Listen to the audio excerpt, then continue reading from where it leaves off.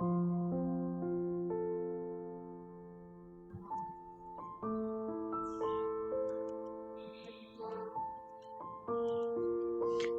3.2.A.8 Koneksi antar materi.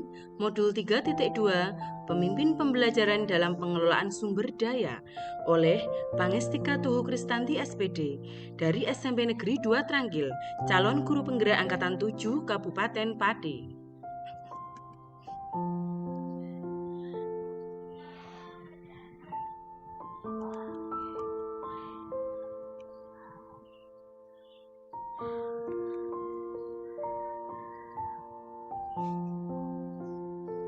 Semua pengetahuan terhubung ke pengetahuan lainnya. Yang menyenangkan adalah membuat koneksinya. Arthur auf der Heide.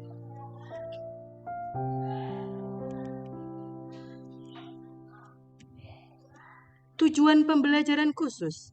Calon guru penggerak mampu menghubungkan materi modul ini dengan modul-modul yang didapatkan sebelumnya.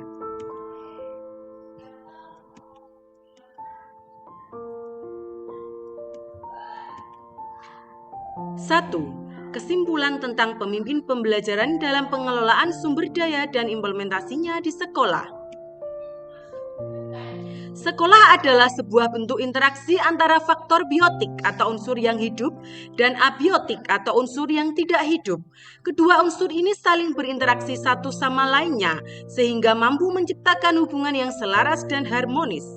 Biotik meliputi murid, kepala sekolah, guru, staf tata usaha, pengawas, orang tua dan masyarakat, dinas terkait serta pemerintah daerah.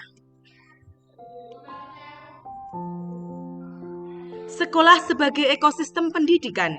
Sekolah adalah sebuah bentuk interaksi antara faktor biotik atau unsur yang hidup dan abiotik atau unsur yang tidak hidup. Kedua unsur ini saling berinteraksi satu sama lainnya sehingga mampu menciptakan hubungan yang harmonis selaras. Unsur biotik meliputi murid, kepala sekolah, guru, staf tata usaha, pengawas, orang tua dan masyarakat, dinas terkait serta pemerintah daerah. Unsur abiotik meliputi keuangan, sarana dan prasarana, serta lingkungan alam.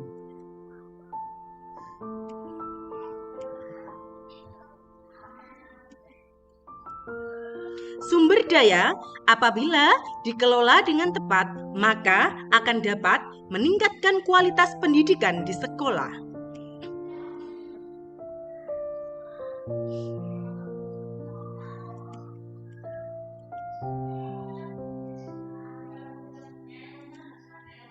Terdapat dua pendekatan yang digunakan dalam mengelola sumber daya, yaitu pendekatan berbasis kekurangan masalah atau deficit-based approach dan pendekatan berbasis kekuatan aset atau asset-based approach.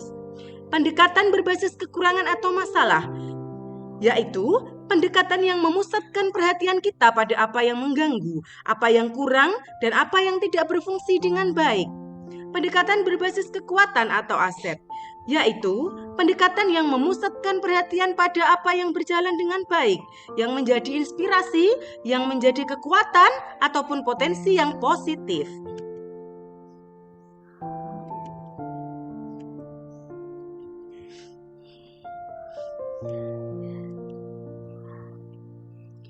Green and Haynes tahun 2010 menjelaskan kecenderungan cara pandang yang menggunakan pendekatan berbasis kekurangan dengan pendekatan berbasis aset. Berbasis kekurangan: 1. Fokus pada masalah. 2. Mengidentifikasi kekurangan. 3. Fokus mencari bantuan. 4. Merancang program atau proyek untuk menyelesaikan masalah. 5. Mengatur kelompok yang melaksanakan proyek. Berbasis kekuatan: 1. Fokus aset dan kekuatan. 2. Membayangkan masa depan. 3. Berpikir tentang kesuksesan yang telah diraih dan kekuatan. 4. Merancang sebuah rencana berdasarkan visi dan kekuatan. 5. Melaksanakan rencana aksi yang sudah diprogramkan.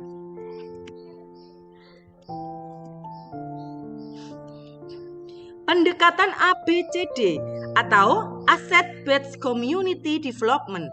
Asset-Based Community Development atau ABCD yang selanjutnya akan kita sebut dengan pengembangan komunitas berbasis aset atau PKBA, menekankan dan mendorong komunitas untuk dapat memberdayakan aset yang dimilikinya serta membangun keterkaitan dari aset-aset tersebut agar menjadi lebih berdaya guna.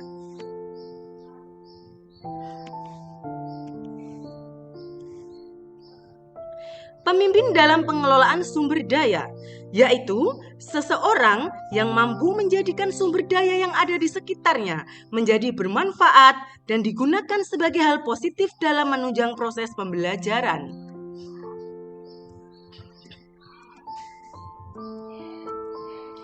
Pemetaan aset atau modal yang meliputi 7 aset. 1. Modal atau aset manusia. 2. Modal sosial. 3. Modal fisik. 4. Modal politik. 5. Modal lingkungan atau alam. 6. Modal agama atau budaya. 7. Modal finansial.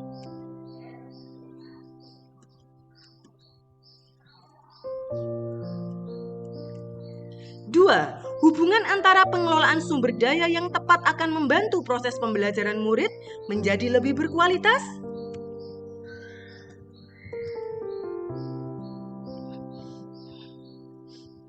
Sekolah merupakan sebuah ekosistem pendidikan yang memiliki interaksi antara faktor biotik dan abiotik.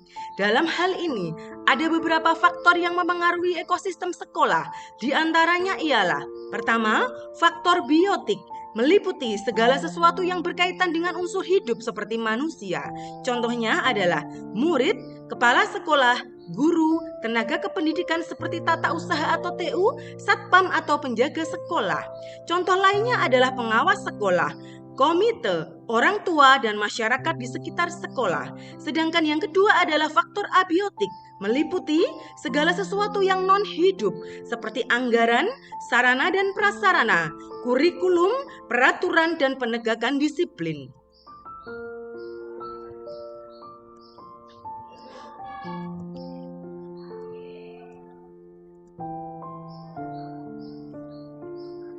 Dari berbagai sumber daya yang ada di sekolah tersebut, tentu memiliki kontribusi dan hubungan dalam membantu proses pembelajaran murid menjadi lebih berkualitas apabila sumber daya dikelola secara tepat. Misalnya, modal manusia, guru yang mandiri, reflektif, kolaboratif, inovatif, dan berpihak pada murid akan mendorong tumbuh kembang murid untuk menggali potensi dirinya. Modal fisik, sarana dan prasarana yang memadai akan menunjang pembelajaran murid menjadi lebih baik. Modal politik, keterlibatan guru di dalam organisasi profesi seperti KKG dapat membantu meningkatkan kompetensi guru yang berimbas pada perubahan kualitas perubahan belajar murid. Modal finansial, misalnya BOS atau biaya operasional sekolah dan BOSDA atau BOS daerah, koperasi sekolah, infak yang dapat membantu operasional sekolah.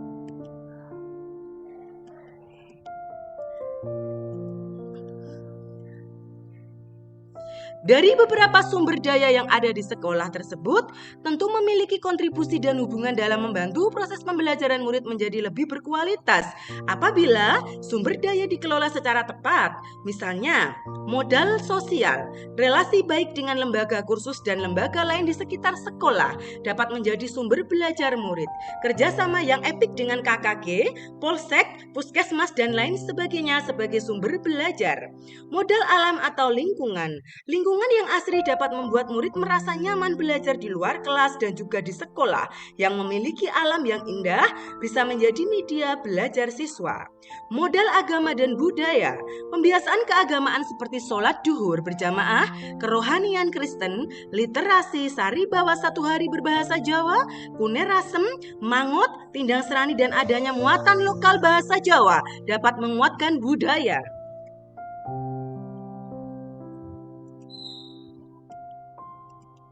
3. Hubungan materi modul 3.2 dengan modul sebelumnya.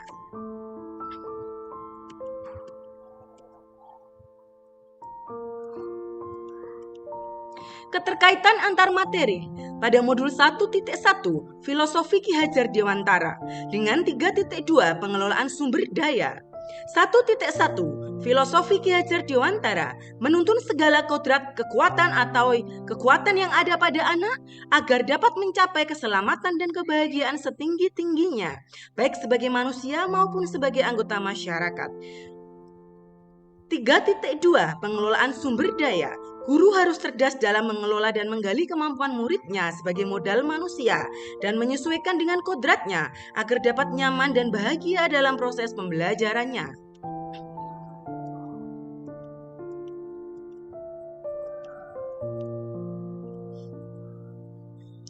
Keterkaitan antar materi. 1.2 Nilai guru penggerak, berpihak pada murid. Mandiri, kolaboratif, inovatif.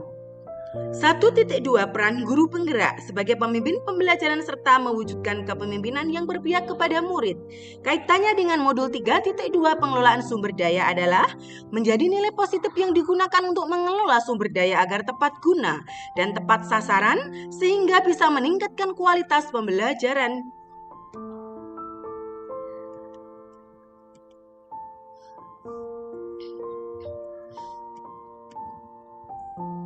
Keterkaitan antar materi. 1.3 Visi guru penggerak dengan 3.2 pengelolaan sumber daya. 1.3 Visi guru penggerak merancang visi yang berpihak pada murid serta merancang prakarsa perubahan dengan inquiry apresiatif Bagja BAGJA. 3.2 Pengelolaan sumber daya.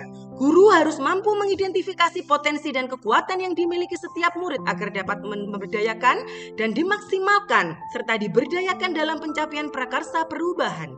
Potensi murid inilah yang disebut dengan aset.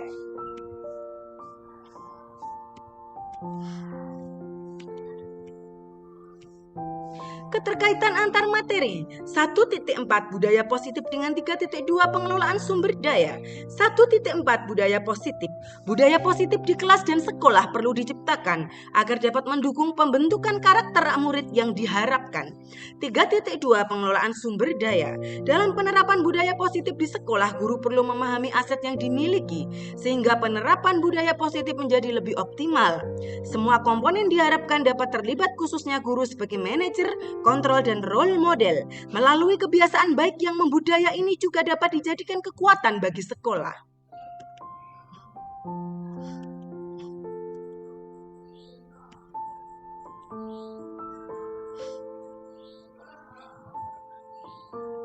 Keterkaitan antar materi.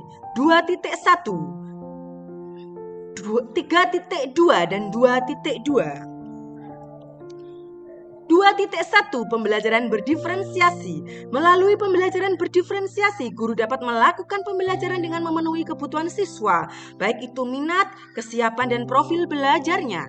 3.2 Pengelolaan sumber daya.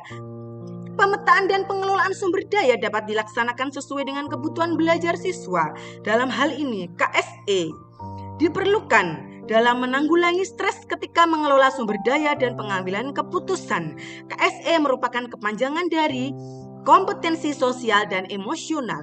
2.2 Peran guru penggerak. Kompetensi sosial emosional yang dimiliki guru dan murid menjadi pendukung dalam setiap kegiatan yang dilakukan.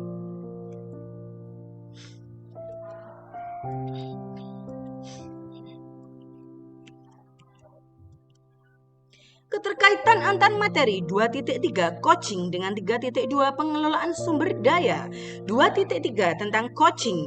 Coaching diperlukan dalam peningkatan kinerja untuk mencapai tujuan melalui pembekalan kemampuan memecahkan permasalahan dengan mengoptimalkan potensi diri.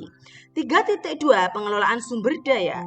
Coaching sangat diperlukan dalam menggali masalah dan potensi siswa untuk menemukan solusi dari masalah yang dihadapi oleh siswa terkait dengan pemanfaatan sumber daya.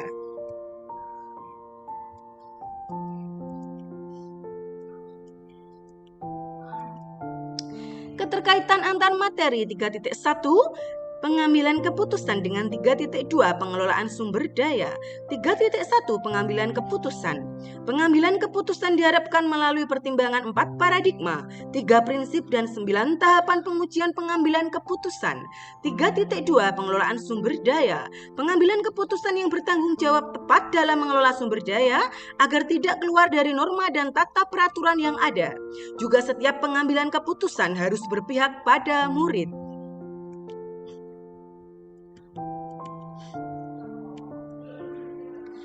Pemikiran yang sudah berubah setelah Anda, dalam hal ini saya, mengikuti proses pembelajaran dalam modul ini, yaitu modul 3.2.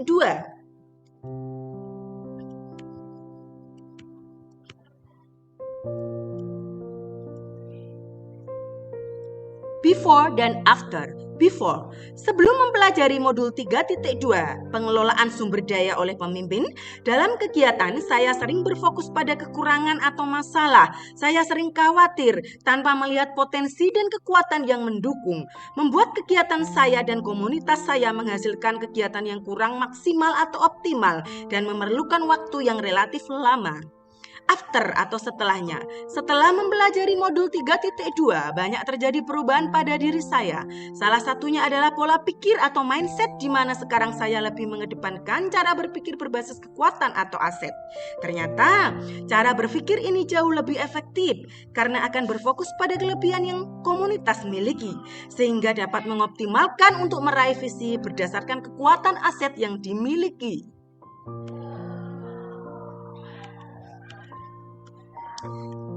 Terima kasih. Salam guru penggerak, guru bergerak Indonesia maju.